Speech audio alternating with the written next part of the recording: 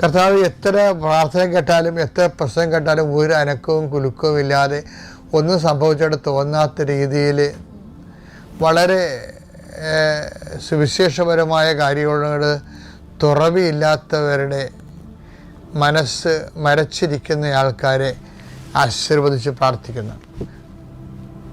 പൊരിഞ്ഞുകൊണ്ടിരിക്കുന്ന കുടുംബങ്ങൾ, തകർന്നുകൊണ്ടിരിക്കുന്ന ബന്ധങ്ങൾ, അതിൻ്റെ പേരിൽ കുടുംബത്തിൻ്റെ വ്യക്തിപരമായ തോതിലുള്ള ബാധ്യതകളും ഭാരങ്ങളും കൂടുന്ന അവസ്ഥകൾ,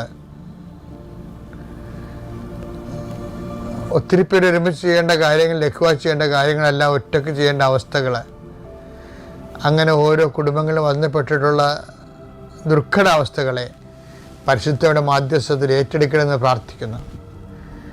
എൻ്റെ കർത്താവിൻ്റെ ഉന്നതമായ നാമത്തെ സഭയുടെ അധികാരത്തിൽ കുരിശടയാളത്തിൽ ദൈവശക്തിയെ നീ ആശീർവദിക്കപ്പെടട്ടെ.